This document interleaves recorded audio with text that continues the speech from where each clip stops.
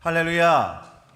우리 칠일제일교회 성도 여러분, 또 한 주간 무탈하게 건강에 지내셨는지, 여러분들의 얼굴을 여기서 다 볼 수는 없지만 여러분들이 너무나도 기쁘게 이 예배를 드리고 있는 것이 제 마음속에 그려집니다. 여러분들은 이 코로나 셧다운 시간 동안 가장 많이 하시는 일이 무엇인가요? 말씀 보시고 예배 드리시고 기도하시고 그러시겠죠? 라고 생각하지만 또 많은 분들은 한국 드라마를 이번 기회에 많이 보시는 것 같다고 생각이 들어서 한번 여쭤봅니다. 근데 이 한국 드라마 중에서 가장 많은 시청률을 자랑하는 드라마, 바로 막장 드라마인데요. 그 막장 드라마의 주된 원인이요, 사실은 가정불화, 이게 가장 많습니다. 거기에 이제 불륜, 폐륜, 복수, 출생의 비밀 등등 그 막장 드라마의 주된 원인은 그 가정의 불화가 다 복합적으로 우리 주변에서 일어날 수 있는 일인데, 그 일들을 가장 자극적으로 표현해서 사람들의 감정을 자극하는 그런 드라마이죠. 그 각 드라마다 보면요, 작가가 대중에게 꼭 표현하고 전하고 싶어하는 그 메시지가 있습니다. 또 그 시청자도 듣고 싶어하고 공감하기 원하는 그런 메시지가 담겨 있고 그 핵심이 담겨 있습니다. 모든 드라마, 연극, 영화, 소설, 시에서 작가는 그 메시지를 전달하는데요. 오늘 이 말씀을 함께 나눠보기를 원합니다. 하나님께서 우리를 통해서 말씀하시는 것, 우리가 깨닫기 원하시는 것, 어떻게 살기를 원하시는 것들을 오늘의 말씀을 통해서 하나님의 뜻을 상고해보는 시간을 갖도록 하겠습니다. 우리 잠깐 기도하시겠습니다. 성령님, 이 시간 우리의 마음에 능력을 부어주시고 성령의 충만을 허락하여 주셔서 선지자 나단이 다윗을 찾아왔을 때 하나님의 영에 감동되어지고 그가 회개했던 것처럼, 그가 삶의 방향성을 바꿨던 것처럼 우리도 하나님의 말씀을 들으며 하나님의 능력으로, 하나님의 방법과 하나님의 기뻐하시는 모습으로 살아갈 수 있도록 이 말씀 듣는 시간에 하나님의 영으로 우리의 삶과 우리의 가정과 우리의 마음을 주장하여 주시옵소서. 이 모든 말씀 우리 구주 예수님의 이름으로 기도드렸습니다. 아멘. 금방 말씀드렸던 것처럼 성경 역시 하나님께서 우리들에게 전하고자 하는 그 메시지가 담겨 있습니다. 그리고 그 메시지를 깨닫고 하나님께서 바라시는 거룩한 모습으로 바뀌길 원하시고 변화하기를 원하십니다. 하나님이 원하시는 거룩한 모습으로 살기 위해서 잘못된 죄의 모습을 바꿔야 함을 깊게 깨닫게 됩니다. 그렇기 때문에 성경 안에는 좋은 이야기, 도덕적으로 올바른 이야기, 윤리적으로 아주 바른 이야기만 담겨 있는 것이 아닙니다. 오늘 말씀의 배경이 되는 다윗의 이야기처럼 사실상 막장 드라마 못지않은 선정성과 인간의 악한 감정이 다 드러나 있는 이야기가 그대로 성경에 기록되어 있는 것입니다. 오늘 다윗의 이야기를 드라마 제목처럼 바꿔보면 왕의 불륜이라고 정할 수 있지 않겠습니까? 왕의 여인, 이런 것들로 만들 수 있겠죠. 시간적으로는요, 다윗이 암몬과 아람의 연합군에서 전쟁을 하고 있었을 때였습니다. 이미 2번의 승리를 거두고 그 마음에 자신감이 생겼죠. 3번째 전투를 임하고 있을 때인데 다윗은 그 전쟁터에 있지 않습니다. 다윗이 예루살렘에 있었다라고 하고 그의 신하 요압과 그의 군대가 암몬을 멸하려고 랍바라는 요새를 포위하고 있었다라고 합니다. 그때 다윗은 예루살렘 성에 있었습니다. 그리고 다윗의 눈을 사로잡는 사람이 하나 나타났는데, 다윗이 그 왕궁 지붕을 거닐다가 한 여인이 목욕하는 것을 보게 됩니다. 그는 그의 눈으로 들어온 이 정욕의 문제를 다스리지 못했습니다. 오늘 본문을 다시 한번 보면 사무엘하 11장 2절부터 5절 말씀을 보겠습니다. 저녁 때에 다윗이 그 침상에서 일어나 왕궁 옥상에 거닐다가 그곳에서 보니 한 여인이 목욕을 하고 있는데 심히 아름다워 보이는지라. 다윗이 사람을 보내 그 여인을 알아보게 하였더니 그가 아뢰되 그는 엘리암의 딸이요 햇사람 우레야의 아내 밧세바가 아니니까 하니, 다윗이 전령을 보내어 그 여자를 자기에게로 데려오게 하고 그 여자가 그 부정함을 깨끗하게 하였으므로 더불어 동침하매 그 여자가 자기의 집으로 돌아가니라. 그 여인이 임신함에 사람을 보내 다윗에게 말하되 이르되 내가 임신하였나이다 하더라. 오늘 본문에 이 저녁 때라고 하면 사실상 늦은 오후를 이야기하는 것입니다. 그 이스라엘의 기후적인 문화는 그 저녁 때, 그 오후, 늦은 오후 때에 일을 해야 하는 때라는 것이죠. 왜냐하면 뜨거운 낮에 잠을 잠깐 청하고 해가 질 무렵에 일을 하는 것이 일반적인 중동의 또 생활권이라고 합니다. 그러니 왕도 시국이 전시였던 점을 고려해 볼 때 그 시간엔 왕으로서 깨어있고 기도하며 나란 일을 돌봐야 했을 거라는 것이죠. 그런데 왕이 지붕에서 시원한 밤바람을 맞으며 산책하고 있을 때 한 여인이 목욕하는 것을 보게 된다는 것이에요. 그리고 왕의 지위, 그 권력을 이용해서 부하의 아내를 성착취한 일을 벌이게 된 것이죠. 여기서 보면 어떻게 왕궁에서 일반 사람의 집이 보일 수 있었을까라는 의문이 있을 겁니다. 이스라엘 돌집이나 흙집은 우리나라 예전 한옥처럼 사각형으로 되어 있고 그 중간에 우물을 가지고 있었다고 합니다. 그리고 높은 곳에서 위치한 왕궁에서 주민의 안마당을 내려볼 수 있었음도 알 수 있습니다. 아무튼 우리가 상상해 볼 수 있는 것이죠. 그 당시에는 집 마당에서 목욕하는 것이 보통이었기 때문에 지붕 위에서 남의 집을 내려다보는 것도 금기였다라는 거예요. 다 같은 집들이 있었고 지붕이 있었고 지붕에서 다른 집의 그 안뜰을 보는 것은 금기였다라는 것이죠. 근데 왕이 그걸 보았다는 거예요. 그냥 본 것으로 목욕을 하는구나 라고 그쳤으면 일이 확대되지 않았는데 다윗이 궁금해합니다. 그 여인이 누구인지 알아보게 합니다.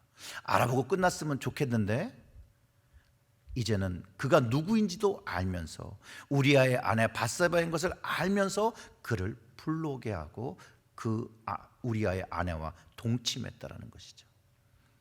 그 잠자리의 결과가 원치 않는 아이가 생겼고 이제 이 원치 않은 아이의 생김을 통해서 자기의 죄를 덮기 위해서 더 나쁜 악행을 한다라는 것이에요.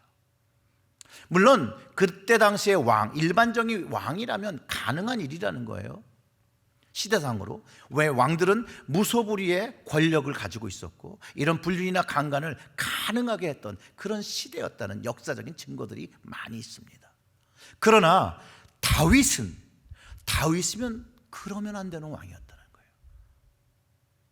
세상에 이방신을 섬기는 왕들이 그럴 수 있었지만 다윗은 그러면 안 되는 것이었어요. 왜냐하면 그는 하나님을 경험한 왕이었다는 것이죠. 그런데 그가 악행을 벌였다는 것이죠. 하나님의 임재를 알던 자가 그 하나님의 임재를 자각하지 못하고 하나님 앞에서 죄악을 저질렀다는 거예요. 이전에 그는요 하나님의 임재를 경험하며 왕이 되었고요, 하나님을 의지하며 이스라엘을 세웠고요, 그런데 밧세바를 범하던 그날에는 하나님을 인식하지 못했다는 거예요. 하나님이 그와 함께 한다는 그 사실을 알지 못하고 인식하지 못했다는 거예요. 그러니 하나님을 경험할 수 없었고 그는 죄를 지은 것이죠. 요한일서 2장 15절과 17절의 말씀을 보면 이렇습니다. 이 세상이나 세상에 있는 것들을 사랑하지 말라. 누구든지 세상을 사랑하면 아버지의 사랑이 그 안에 있지 아니하니 이는 세상에 있는 모든 것이 육신의 정욕과 안목의 정욕과 이생의 자랑이니 다 아버지께로부터 온 것이 아니요 세상으로부터 온 것이라. 이 세상도 그 정욕도 지나가되 오직 하나님의 뜻을 행하는 자는 영원히 거하느니라. 이 말씀을 보면요, 세상을 바라보는 안목의 정욕과 음욕을 가졌던 다윗은 하나님과의 관계성의 그 문제를 가지고 있었다는 것이에요. 하나님을 인식하지 못하는, 하나님의 임재를 느끼지 못하는 죄에 대한 문제를 가지고 있었다는 거예요. 하나님을 선택하고 하나님의 방법을 선택하기보다는 세상의 방법으로 세상의 왕인 양 세상 방법과 세상 생각을 따라 그가 행동했다라는 것이에요. 여기서 다윗과 하나님 사이에 이 broken relationship이 있었다는 것이죠. 잘못된 relationship이 있었다는 거예요. 여기서 우리는 중요한 사실 하나를 깨닫게 됩니다. 하나님과 관계성이 멀어져 있을 때 우리 역시 세상을 선택하고 죄를 선택한다는 것이에요. 하나님과의 관계성이 멀어지면 멀어질수록 우리는 세상을 바라보고 죄를 쫓아 산다는 것이에요. 물론 하나님을 경험한 경험이 있지요. 젊은 다윗은요, 하나님과 굉장히 친밀한 관계를 가졌던 왕이었습니다.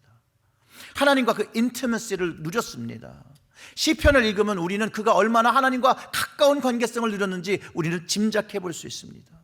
이 인티머시라는 말은요, 부부관계 또는 이성과의 관계의 그 육체적인 친밀함을 말할 때 사용하는 단어라고 많이 알고 있지만, 다른 뜻으로 이 감정적으로 관계적으로 아주 가깝고 깊고 그 하나님의 사랑에 푹 빠져 있는 상태를 친밀하다라 하며 인티머시라고 표현할 수 있다는 것이에요. 이전에 다윗은요, 하나님을 항상 생각하고 바라보고 기도하고 교제하고 하루하루를 동행하며 시를 노래하고 음악을 연주했던 그였다라는 것이죠. 그의 나라와 그의 삶이 이런 하나님과 친밀한 관계 속에서 성장되었고 이루게 되었다라는 것이에요. 그런데 하나님의 임재를 깊게 경험한 사람이었어요. 사무엘이 그의 기름을 부었던 날로부터 여호와의 신이 크게 감동하였고, 그가 그 하나님만을 의지하고 하나님을 인식하며 살아갈 때 골리앗을 하나님의 이름으로 여호와의 이름을 선포하며 나아갈 때 돌팔매로 골리앗을 죽이고 승리하게 되었다는 거예요. 그에게 그런 하나님의 임재 기름 부으심이 있었다는 것이죠. 그리고 그의 인생 속에서 하나님과 동행하며 그 임재를 경험하면서 살았던 그가 그 우리아의 아내를 범할 때 하나님의 눈이 그를 바라보고 있다는 것을 인식하고 있었다면 그는 절대로 밧세바를 취할 수 없었다는 것이에요. 하나님의 임재가 다윗의 삶에 매 순간 함께 하신 것을 그가 그 순간에 피부로 느꼈다면 우리아를 죽이고 그 아내를 취할 계약을 감히 하나님 앞에서 할 수 없었을 것이라는 것이에요. 바로 하나님 임재가 떠나가며 다윗의 문제가 시작됩니다. 오늘 본문 11장 26절과 27절을 우리 다 같이 읽어보겠습니다. 우리아의 아내는 그 남편 우리아가 죽었음을 듣고 그의 남편을 위하여 소리내어 우니라. 그 장례를 마침에 다윗이 사람을 보내 그를 왕궁으로 데려오니 그가 그의 아내가 되어 그에게 아들을 낳으리라. 다윗이 행한 그 일이 여호와 보시기에 악하였더라. 아멘. 다윗의 행위는요, 여호와 하나님 보시기에 악한 행동이었습니다. 다윗은 이런 사악한 사람이 아니었었는데 외려 온유한 사람이었는데요, 사무엘상 24장 5절에 사울의 옷자락을 자르고도 양심의 가책을 받던 사람이었던데 왜 그가 이렇게 되었느냐는 것이죠. 하나님의 임재를 잃어버렸기 때문입니다. 하나님의 임재를 경험하지 못하기 때문에 자기 스스로가 더 높다라고 생각했던 것이죠. 이것은 다윗뿐만 아니라 우리의 삶의 모습 속에서도 하나님의 임재를 경험하지 못할 때 하나님 앞에서 우리는 세상을 바라보게 된다는 것이에요. 하나님이 분명히 살아 계심에도 불구하고 우리는 세상을 보고 죄를 선택하고 죄를 짓고 그 죄를 깨닫지 못하고 회개하지 못하고 살아간다는 것이에요. 이 모든 것이 하나님의 임재를 갈망하지 않는 그 마음에서부터 시작된다는 거예요. 하나님의 그 임재를 갈망하지 못하는 마음 속에 우리는 하나님과의 관계성이 무너져 버린다는 것이죠. 신앙적으로 나태해지고 죄에 대하여 무감각해지기 때문에 하나님 앞에서 거듭 반복하는 죄들을 경험하며 살아간다는 것이죠. 사랑하는 성도 여러분, 모든 그리스도인들과 모든 사람들 자기만의 약점과 자기만의 죄의 문제로 괴로워한다는 것이죠. 그러나 이 죄의 문제를 해결하지 않고 하나님과의 그 관계를 온전하게 회복할 수 없다는 것을 우리는 깨달아야 합니다. 우리의 죄에 대한 문제, 내가 생각하는 방법, 내가 생각하는 그런 플랜으로는 절대로 해결할 수가 없습니다. 다윗이 그랬거든요. 다윗이 자신의 죄의 문제를 자기의 능력과 자기의 생각으로 해결하려고 했습니다. 한번 데려다 동침하면 걸릴 것이라고 생각하지 못하고 그 밧세바를 데려다가 동침했는데 결과적으로는 아이를 가졌다라는 것이죠. 이제 다윗이 자신의 죄를 드러날 것을 감추기 위해서 우리아를 전쟁터에서 불러서 밧세바와 동침할 계획을 세웁니다. 그러나 우리아의 강인하고 충직한 성품으로 다윗의 계획이 무산되죠. 사실 자신의 죄를 감추기 위해 이런 일을 계획하고 행한 것조차도 하나님 앞에 악한 행동을 취한 것인데, 다윗은 이것으로 그치지 않고 이제 우리아를 죽일 계획을 세웁니다. 그런데 여기서 우리는 다윗의 가장 그 악하고 사악한 마음을 보게 된다는 것이죠. 우리아에게 자기가 죽이는 자기의 충직한 그 신하를 죽이라고 쓴 명지를 우리아가 들고 자기의 손으로 배달하고, 그것을 꿈에도 생각했었겠습니까? 다윗은요, 치밀한 계획 속에서 우리아를 죽일 음모를 계획하고 그의 성품을 이용해서 전장의 선봉장으로 싸우게 하며 전사할 수 있게 주변 환경을 셋업했다라는 거예요. 그가 생각하고 계획한 대로만 되면 다윗은 자신의 죄를 감출 수 있고 또 밧세바를 자신이 아무런 장애 없이 취할 수 있음을 생각하고 이런 더 극악한 죄를 하나님 앞에 저지릅니다. 우리아의 장례를 치르자마자 그는 궁으로 밧세바를 데리고 와 아내로 삼습니다. 그는 하나님 보시기에 악한 삶을 살았습니다. 하나님의 임재를 떠나 살면 세상의 방법과 죄의 방법으로 살면서 하나님 보시기에 악한 삶을 살아가는 것이에요. 오늘 이 다윗의 문제에서 우리는 우리의 죄의 문제를 해결할 수 있는 해법이 이 안에 담겼다는 것을 깨닫게 됩니다. 우리 모두가 죄를 이기고 승리와 자유함의 삶을 누리는 방법이 바로 하나님의 그 임재 안에 우리가 머물 때 가능해진다는 것을 깨닫게 됩니다. 하나님의 임재로 우리는 하나님의 방법을 깨닫게 되고 그 거룩한 영광과 임재 안에서 죄에 대한 문제를 해결함 받게 된다는 것이에요. 즉 하나님의 임재는 우리의 죄에 대한 문제를 해결해 주고 있음을 깨닫게 됩니다. 왜냐하면 하나님의 임재를 느끼는 그 순간 하나님께서 두 눈을 시퍼렇게 뜨고 보고 계심을 안다라면 죄를 지울 수 없다는 것이죠. 경찰 앞에서 도둑질하지 못하는 것이 이치죠. 다 동일한 이치라는 것이에요. 여러분, 경찰이 앞에 있다는데 거기서 나쁜 짓 할 수 있겠습니까? 거기서 누구의 것을 훔칠 수 있겠습니까? 못하지요. 이해가 되시죠? 하나님의 계심을 인식하지 못하니 악행을 계속하고 그 악행을 무마하기 위해서 더 큰 악행을 하는 죄인된 인간의 모습이자, 다윗의 그 모습은 그 모습이자 또 우리의 모습이기도 하다라는 것이에요. 뭐 다윗만 나쁜 놈이 아니에요. 우리도 그 모습을, 그 악한 마음이 우리의 마음속에 있다는 거예요. 그러나 그런 악한 마음일지라도 하나님의 임재를 갈망하고 살려는 사람은 죄를 지을 수밖에 없는 환경 속에 살지만 하나님의 은혜와 도우심, 그 임재로 그 죄의 문제를 해결하고 승리의 삶을 살아갈 수 있다는 것이 오늘 본문의 핵심이라는 것이에요. 하나님께서 우리에게 깨닫기 원하시는 것이라는 거예요. 사랑하는 성도 여러분, 하나님의 임재를 갈망하고 경험하시길 원하십니까?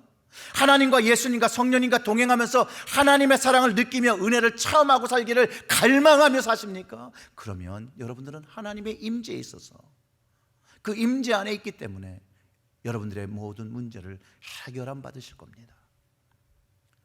혹시 아니면 다윗의 모습처럼 여전히 하나님과 단절된 관계 속에서 자신의 욕심과 정욕을 채우며 죄에 죄를 더하며 살아가고 있지는 않으십니까?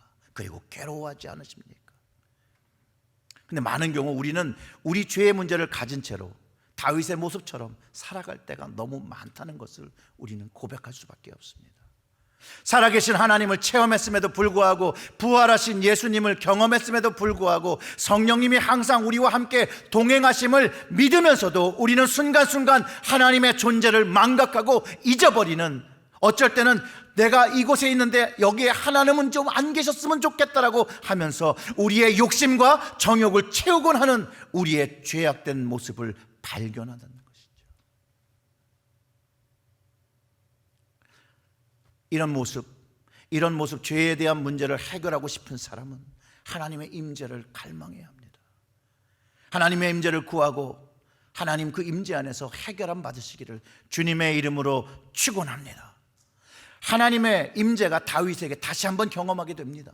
언제 되냐면요, 선지자 나단이 그들을 찾아와서 책망했을 때입니다. 선지자 나단이 와서 그의 죄를 드러냈을 때, 그 이야기를 건넬 때 그가 하나님의 임재를 다시 한번 경험합니다. 그 나단을 통해서 하나님의 임재가 경험될 때 이제 자신이 했던 상황들, 그 일들이 이제 죄악된 일인 것을 다시 한번 이해되고, 선지자 나단이 그의 죄를 하나님 앞에서 악행을 묻자 즉시 회개합니다. 죄를 시인합니다. 왕의 체면 불구하고 회개합니다. 자신들의 신하 앞에서 자신들의 죄를 고백합니다. 그가 그리고 회개할 때 나단이 하나님께서 그의 죄를 용서하셨다고 선포하지만, 그리고 그 아이는 죽을 것이라고 가르쳐 줍니다. 하나님의 임재를 경험하면요, 다윗의 모습을 보면 즉각적인 반응이 있는데 바로 그것이 회개입니다. 참된 회개가 하나님 앞에서 드려질 때 하나님의 임재는요, 한 번으로 끝나는 것이 아니라 계속해서 우리의 삶 속에서 경험된다는 것이에요. 하나님의 임재를 경험하는 모든 사람은요, 하나님 앞에 회개한다는 것이에요. 하나님의 임재 앞에 자신의 죄를 인식하게 되고 자복하고 심령의 아픔을 가지고 회개하게 된다는 것이에요. 그러면서 성경의 약속의 말씀을 통해서 또 성령님을 통해서 하나님께서 그의 모든 죄를 용서하셨음을 깨닫고 은혜를 누리기 시작한다는 것이에요. 그리고 그 예수님의 그분의 아들 예수께서 그 죄값으로 십자가에서 죽으신 것으로 우리의 죄가 완벽하게 용서함을 받았다는 것을 경험하기 시작합니다. 주님의 부활을 경험합니다. 영원한 생명을 값없이 얻었다라는 것을 경험하게 됩니다. 회개는요, 그냥 입술의 고백이 아니에요. 회개는 하나님의 임재를 그 마음속 깊은, 영의 그 깊은 곳에서 경험하는 것이에요. 용서함을 받은 마음으로 경험되어지는 것이에요. 하나님의 임재는 하나님 임재하셨다라고 상상해서 경험되는 것도 아닙니다. 그 이미지 트레이닝이라고 그러죠. 그것으로 하나님의 임재를 경험할 수가 없어요. 선지자 나단을 보낸 것도요, 다윗의 죄를 해결해 주시려는 하나님의 은혜예요. 선지자 나단이 나타나지 않았으면 다윗이 돌이킬 수 없었을 것이에요. 그런데 그에게 나단을 보내주신 것처럼 죄인된 우리를 용서하시고 받아주시기 위하여 예수님을 이 땅에 보내주신 은혜가 동일한 은혜라는 것이에요. 오늘 예배와 말씀과 기도는요, 선지자 나단이 다윗을 책망한 것처럼 우리의 마음을 책망하고 있다는 것이에요. 하나님 앞에 정말 하나님을 인식하고 하나님의 임재 속에서 살아가고 있는지 말씀을 통해서 책망하신다는 것이에요. 또한 우리의 이 예배 시간에 말씀과 기도와 성령님을 통해서 예수님께서 우리 죄에 대한 문제를 십자가로 해결해 주신 것도 경험하게 된다는 것이에요. 용서해 주셨다는 것을 경험하게 된다는 것이에요. 즉 우리가 이 예배하는 시간에 하나님 앞에 진 모든 죄를 고백할 수 있고 십자가의 용서함을 받을 수 있는 기회를 또 얻었다는 것을 우리는 깨닫게 된다는 것이에요. 하나님께 용서함을 받을 수 있는, 긍휼함을 얻을 수 있는, 은혜를 받을 수 있는 또 하나의 기회를 주신 것입니다. 그 마음이 생기면 하나님의 임재를 경험한다는 거죠. 철저한 회개로 하나님께로 나아갈 때 하나님의 그 더 깊은 임재를 경험하게 된다는 것이에요. 다윗이 시편 139장 7절부터 10절의 말씀에 하나님의 임재에 대한 부분을 이렇게 고백합니다. 내가 주의 영을 떠나 어디로 가며 주의 앞에서 어디로 피하리까? 내가 하늘로 올라가서도 거기 계시며 스월에 내 자리를 펼지라도 거기 계시나이다. 내가 새벽 날개를 치며 바다 끝에 거할지라도 거기서도 주의 손이 나를 인도하시며 주의 오른손이 나를 붙드시리라. 죄의 용서를 받고 긍휼을 받은 그 다윗이 하는 고백이라는 것이, 하나님 앞에 한 점 죄도 숨길 수 없는 것, 그것을 알고 고백한 다윗의 시라는 것이죠. 이 회개한 다윗이요, 하나님의 영이 늘 그와 함께 하시는 그 임재를 경험하고 그의 삶을 찬송의 삶으로, 기쁨의 삶으로, 영광의 삶이 되었다는 것, 주님으로 인해서 누렸다라는 것입니다. 동일한 임재를 우리도 약속으로 받고 우리도 누린다라는 것이죠. 하나님의 임재는요, 너무너무 좋은 것이에요. 이것이 우리가 이해되도록 경험해야 된다는 것이에요. 제자들 중에도 하나님의 임재를 경험했던 사람들이 있었습니다. 임재를 경험한 그곳이 너무 좋아서 세상으로 돌아가지 않고 거기에 초막을 짓고 살겠다라고 했던 적도 있었습니다. 우리도 여행을 하다 보면 너무 좋은 곳에 가면 너무 좋아서 그곳에 오래 머물고 싶고 그곳에서 살고 싶다는 생각을 하는데, 하나님의 임재를 경험하고 나면 그 하나님의 임재가 있는 곳을 사모하기 시작한다는 것이죠. 그래서 우리는 교회로 모이는 것이에요. 예배의 시간으로 모이는 것이에요.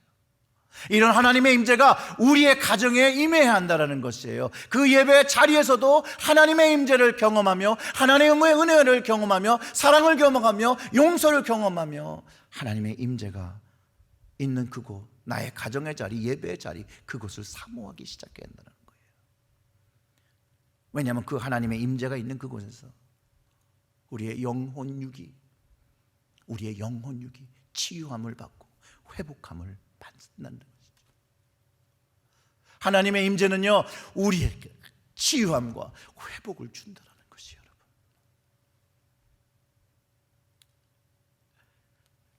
주님 안에 있을 때 경험되는 것이에요. 세상이 줄 수 없는 것이에요. 우리는 이 임재를 위해서 기도와 말씀과 예배와 선교와 전도를 통해서 우리의 삶 속에서 날마다 경험한다는 거예요. 그렇기 때문에 이 임재가 우리의 삶에서 떠나가지 않도록 날마다 이것을 갈망하며 살아야 한다는 것이에요. 그래서 말씀을 가까이 하는 것이에요. 그래서 기도를 가까이 하는 것이에요. 그래서 선교를 가까이 하는 것이에요. 전도에 가까이 하는 것이에요. 헌신을 가까이 하는 것이에요. 그 자리자리마다 하나님의 임재가 있다는 것을 경험할 때 우리는 이것을 우리의 삶에서 멀어지게 하지 않고 외려 가깝게, 더 가깝게, 더 가까이 하나님께로 나아간다는 것이죠. 하나님의 임재를 갈망하는, 또 경험하기를 원하는 자녀들은요, 그 모습이 다릅니다. 그들의 기도와 그들의 찬양과 이 모든 모습이요, 일반적인 기도와 찬양과 다릅니다. 종교적인 행위가 있는 기도와 찬양과 다릅니다. 하나님의 임재가 있는 예배는 다릅니다. 거기에는 감격이 있습니다. 영혼의 감격입니다. 살아서 움직입니다. 왜냐하면 하나님께서 임재하시고 그곳에 계시기 때문입니다. 주님이 계시기 때문입니다. 성령님이 함께 하시기 때문입니다. 하나님께서 성령으로 우리 예배와 함께 하시니 감격할 수밖에 없죠. 우리가 경험할 때, 그 하나님의 임재를 경험할 때 우리의 믿음과 신앙이 달라진다는 것이, 사랑하는 하나님 아버지 찬양합니다.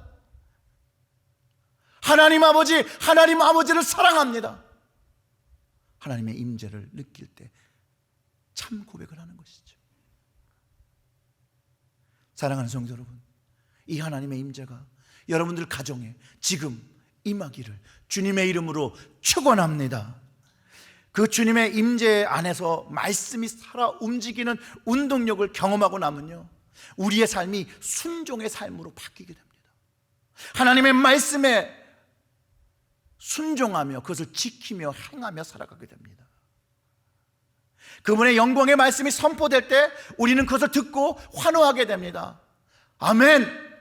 하나님의 말씀이 선포되어질 때 아멘으로 화답하며 그분의 말씀을 환호하고 환영하고 받아들이게 된다는 것이죠. 그 거룩한 말씀이, 그 거룩한 생명이 나를 위한 말씀인 것을 경험하면 충만함을 갈망하며 그 충만 안에 거하며 충만을 누리며 거룩한 제사장의 삶을 살아간다는 것이에요. 그리고 계속해서 그 거룩한 제사장의 삶을 살기를 원한다는 것이죠. 내가 아직 영적으로 확실히 무엇을 보거나 깨닫지 못할지라도 그 거룩한 변화를 원하는 마음을 가지게 되는 그 순간, 바로 하나님의 거룩한 영이 우리 마음 안에 부어진 증거입니다. 그것의 임재를 느끼는 순간입니다. 주님이 원하신 거룩한 모습의 열망을 가지고 영적 성장을 갈망하며 순결하고 정결한 삶을 원하는 마음이 생기는 것, 죄를 이기고 싶어하는 그 마음이 바로 하나님의 임재가 있다는 증거라는 것이에요. 거기서 하나님의 임재를 더 사모할 때 더 깊이 경험하기 위해서 하나님께 기도로 나아가는 것이죠. 하나님, 나 같은 죄인을 긍휼히 여겨주시옵소서.